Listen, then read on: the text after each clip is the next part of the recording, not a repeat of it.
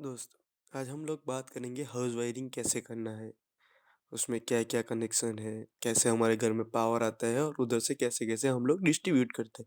उसके बारे में हम आज हमारे वीडियो में जानेंगे। तो आइए हम लोग स्टार्ट करते हैं हमारा वीडियो। तो जैसे कि आप लोग देख पा रहे हैं, 3 रूम है, एक डिस्ट्रीब्यूशन बॉक्स है। तो जैसे हमारा घर रहता है, उसमें ही डिस्ट्रीब्यूशन बॉक्स रहता है, जिधर हमारा जीबी, एमजीबी सेल मतलब जिधर से पावर जनरेट होके हमारे घर तक पहुँचता है। तो घर में डिस्ट्रीब्यूशन बॉक्स में पहुँचता है। उसके बाद हमारे रूम में अलग-अलग हम लोग डिस्ट्रीब्यूशन करते हैं। जैसे रूम 1 है, सेकंड फ्लोर, ग्राउंड फ्लोर, ऐसा हम लोग अलग-अलग रूम में डिस्ट्रीब्यूट करते हैं। तो आइए देखते हैं कैसे वो करना है। तो जैसे हम लोग देख पा रहे हैं, पहले हमारा सप्लाई आता है मीटर में, जो हमारा एनर्जी मीटर है, जो हमारी एनर्जी को कैलकुलेट करता है कि हम लोग कितना एनर्जी कंज़म्पशन कर रहे हैं। तो एनर्जी मीटर में आता है।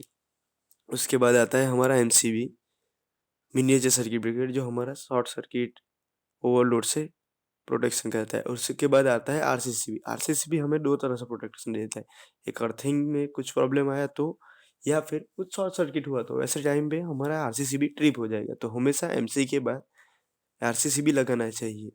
ओके। उसके बाद फिर हमारा जो 3 रूम है, उसके लिए 3 सिंगल फेज का एमसीबी। ओके। तो आप देख पा रहे हैं, जैसे फेज हमारा आया पोल से, फिर न्यूट्रल आया, जो हमारे मीटर के फेज और न्यूट्रल कनेक्ट हो गया। उसके बाद दोस्तों, हम लोग क्या करेंगे, वो फेज और न्यूट्रल निकाल के हमारा जो एमसीबी है उसमें देंगे। एमसीबी में देने के बाद हम लोग वही फेज और न्यूट्रल निकाल के आरसीसी में देंगे। ओके। अभी आरसीसीबी से फेज निकाल के हम तीनों रूम का जो अलग अलग एमसीबी है उसमें अलग अलग दे देंगे। तो तीनों रूम के लिए अलग अलग हमारा एमसीबी रेडी हो गया। उसके बाद हम लोग क्या करेंगे, न्यूट्रल जो है हमारा, उसके लिए एक सिंगल लिंक डाल देंगे। जो हमारा जो डिस्ट्रीब्यूशन बॉक्स आता है उसी में वो सिंगल लिंक आया हुआ होता है, तो जिस न्यूट्रल हमें उधर कनेक्ट करना है। उसके बाद एक अर्थिंग लिंक।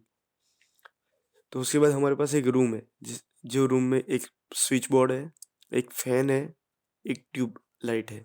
ओके। एक दूसरा रूम है जिसमें एक फैन है, एक प्लग टॉप है और 2 ट्यूब लाइट लगाया हुआ है। ट्यूब लाइट है, अपना लैंप है, ऐसा लगाया हुआ है। फिर एक रूम है हमारा, जैसे कि हमारा कॉरिडोर है, उसमें खाली प्लग टॉप लगाया हुआ है। तो चलिए दोस्तों, हम लोग वायरिंग चालू करते हैं। जैसे आपने देख लिया, ये हमारा बेसिक कंस्ट्रक्शन है कि हमने मीटर कनेक्ट किया, उसके बाद एमसीबी कनेक्ट किया, उसके बाद हमने हमारा जो से room wise MCB single single phase का कनेक्ट कर दिया, फेज न्यूट्रल का लिंक दे दिया। उसके बाद हम लोग स्टार्ट करते हैं वायरिंग। जैसे कि हमारा रूम 1 है, तो उसमें एक फ़ैन है, एक लाइट है। तो हम क्या करेंगे, पहले एमसीबी से एक फेज उठाएँगे, वो तीनों जो स्विच है उसमें लूपिंग कर देंगे, तो तीनों में फेज आ गया। उसके बाद जो हमारा स्विच है, फर्स्ट स्विच, उससे लेके हम रेगुलेटर में देंगे। रेगुलेटर में देने के बाद वो फेज हमारा फैन को जाएगा, जिससे हमारे फैन को फेज सप्लाई मिलेगा। उसी तरह दूसरे स्विच से लेके हम अपने लैंप को दे देंगे, तो उससे हमारे लैंप को भी फेज सप्लाई मिल जाएगा। उसी तरह सेम थर्ड स्विच से हम केबल निकाल के अपना प्लग टॉप में दे देंगे। उसके बाद न्यूट्रल के लिए हम लोग क्या करेंगे, जो न्यूट्रल का हमारा लिंक है उससे न्यूट्रल निकाल के हमारे फ़ैन को देंगे, उसी में से लूप करके हमारे लैंप को, और उसी में से लूप करके हमारे प्लग टॉप को देंगे। तो हमारे फ़ैन, प्लग और लाइट को तीनों को फेज़ न्यूट्रल मिल गया। अभी अर्थिंग के लिए हम लोग प्लग टॉप में सेपरेट अर्थिंग केबल रन करेंगे, जो कि हमारा जो मेन लाइन है उससे ज़्यादा स्क्वायर एमएम का होना चाहिए, क्योंकि अर्थिंग जब भी कुछ शॉर्ट सर्किट हुआ या कुछ हुआ तो अर्थिंग थ्रू करंट वो बाहर निकल जाना चाहिए।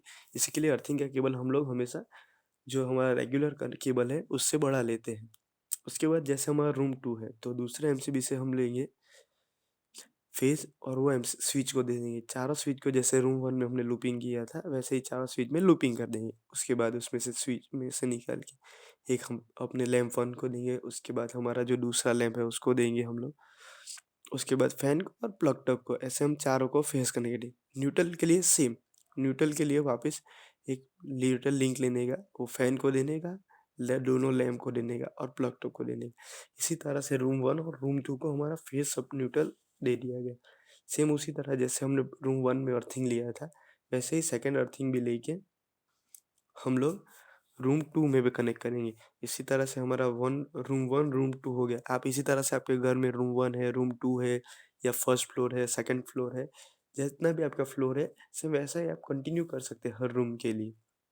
उसके बाद आता है हमारा कॉरिडोर। कॉरिडोर में क्या है, हमने कुछ वॉशिंग मशीन है, कुछ हैवी इक्विपमेंट है जो कनेक्ट उसके लिए हम लोग ज़्यादा एम्पियर का प्लग टॉप यूज़ करते हैं, जैसे 16 एम्पियर 32 एम्पियर का। तो उसके लिए हमने क्या किया, इधर थर्ड एमसीबी से फेज लिया, स्विच को दिया, स्विच से निकल के उसके प्लग टॉप में दिया, उस न्यूट्रल का सेम न्यूट्रल का लिंक निकाल के डाला, और अर्थिंग का भी एक हमने अर्थिंग लिंक डाल दिया।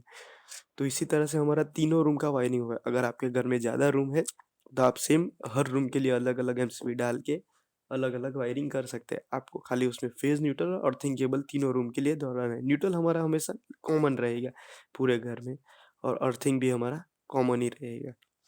तो ये था हमारा रूम वायरिंग, कैसे किया जाता है, कैसे हमारे घर तक आता है, और उसके बाद कैसे डिस्ट्रीब्यूशन करना है। आप लोग भी ऐसा अपने घर में वायरिंग कर सकते हैं।